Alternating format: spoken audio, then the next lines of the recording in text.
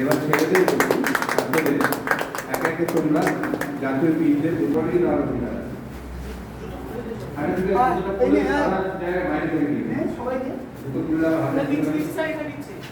এখানে আছে আছে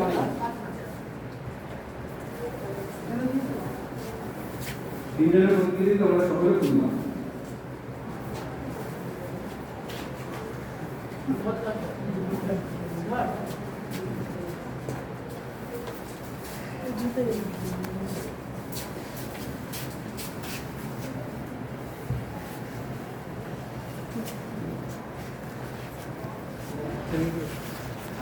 কবিগুরুর প্রতিনিধিত্ব দিয়েছে কি হলে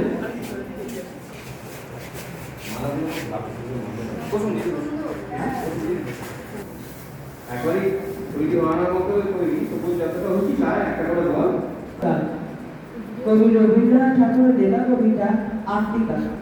উদ্ভ্রান্ত সেই আদিম যুগে স্রষ্টা যখন নিজের প্রতি অসন্তুষ্ট, নতুন সৃষ্টিকে বারবার করেছিলেন বিধ্বস্ত, তার সেই অধৈর্যে ঘন ঘন মাটার নাড়া দিয়ে রুদ্র সমুদ্রের বাহু প্রাচীন নদীর বুকের থেকে ছিনিয়ে নিয়ে গেল তোমাকে আফ্রিকা, বাঁধলে তোমাকে বনস্পতির নিবিড় পাহারায় কৃপণ আলোর অন্তঃপুরে।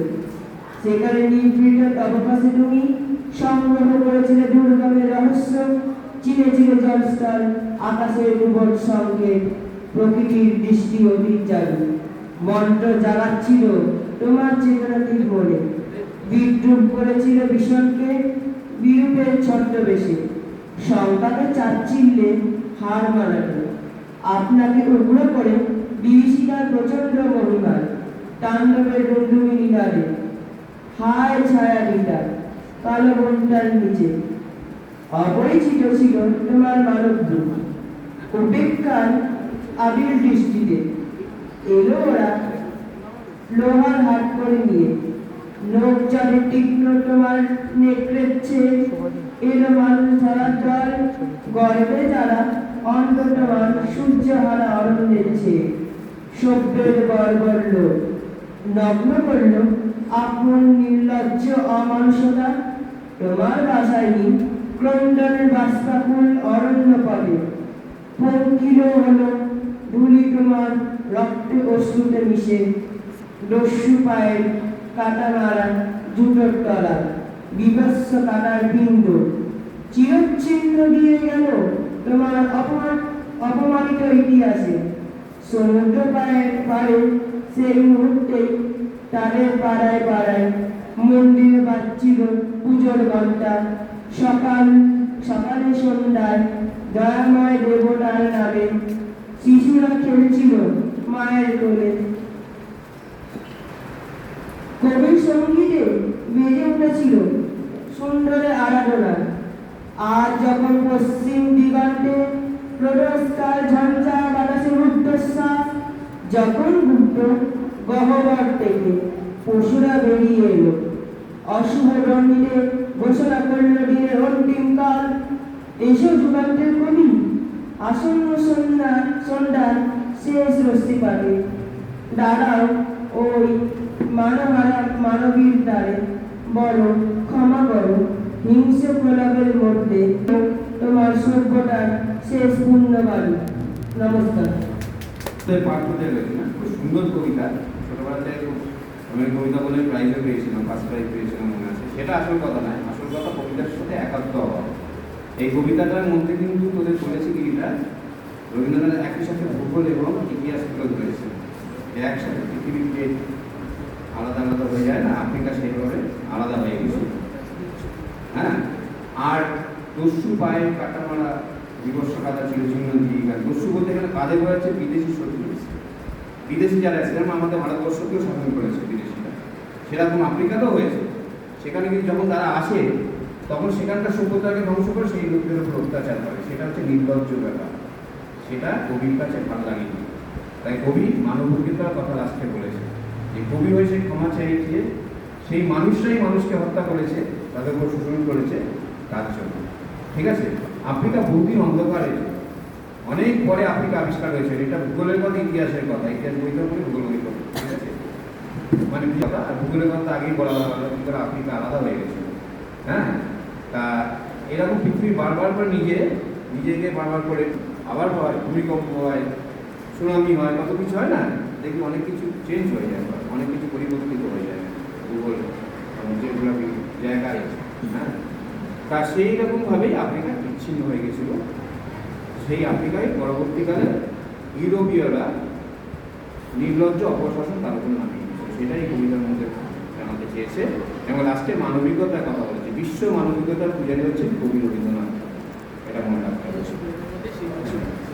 আচ্ছা, তা ওই গাছ থেকে এটা খুব সুন্দর, মিশ্র গোলাপের মধ্যে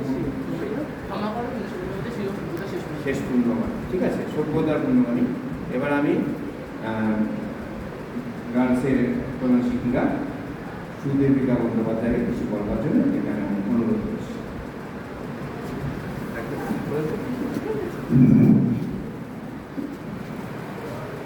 আজ বড় পূর্ণ দিন। বাঙালি আর কোনো দিন মনে রাখুক না রাখুক, 25শে বৈশাখ অবশ্যই মনে রাখে। তার কারণ আজ সেই জীবন দেবতা রবীন্দ্রনাথ ঠাকুরের জন্মদিন, যিনি আমাদের জীবনকে নানানভাবে ছুঁয়ে আছেন। এইমাত্র আফ্রিকায় শুনছিলাম ইতিহাস, ভূগোল, বিজ্ঞান কোনো কিছুই তার কবিতার আওতার বাইরে নয়।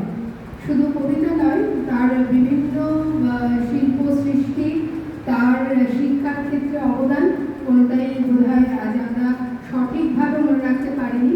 তিনি যে পথ আমাদের দেখিয়েছিলেন, ভালোবাসার পথ, সহনশীলতার পথ, আমরা বোধহয় সেই পথ থেকে বিচ্যুত হয়ে চলেছি। কিন্তু এখনো অতটা অন্ধকারও আসেনি। সেই থেকেই রবীন্দ্রনাথের এখনো আমাদের জীবনে অবস্থান রয়েছে, খাতায়, কলমে, গানে ইত্যাদির মাধ্যমে। আমি আশা করি সেই কবিগুরুর আশীর্বাদে আমরা একদিন আবার নতুন বাঙালি প্রজাতি হয়ে উঠতে পারব, যেদিন আমরা রবীন্দ্রনাথের প্রকৃত মর্মকে অনুধাবন করব এবং তার জীবনের যে ফিলোসফি, তার যে জীবন দর্শন, সেটা আমরা আমাদের জীবনে কিছুটা হলেও আসতে পারব।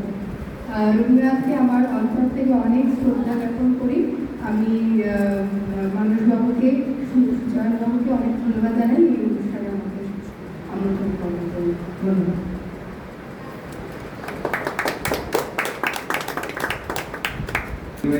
তার আগে আমি পরে বলছি। আচ্ছা, আর কেউ বলছি? আর কেউ বলার কেউ আছে ওরা? আচ্ছা, আমি আচ্ছা একটু বসুন না, ছবি তো আজ 25শে বৈশাখ রবীন্দ্রনাথ ঠাকুরের 105তম জন্মবার্ষিকী।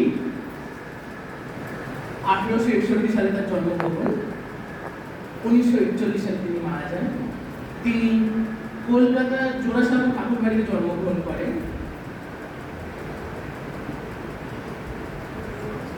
তিনি অনেক ছোট কবিতা, গল্প, অনেক কিছু লিখেছেন। আমি যবে গেছিলাম, এই বছরই গেছিলাম ওই ফেব্রুয়ারি মার্চের দিকে জোড়াসাঁকো ঠাকুরবাড়িতে, একটা প্রোগ্রাম ছিল তার, ঠিক আছে। ওই প্রোগ্রামের সূত্রে গেছিলাম জোড়াসাঁকো ঠাকুরবাড়িতে। ওই জোড়াসাঁকো ঠাকুরবাড়িতে অনেক কিছু আছে,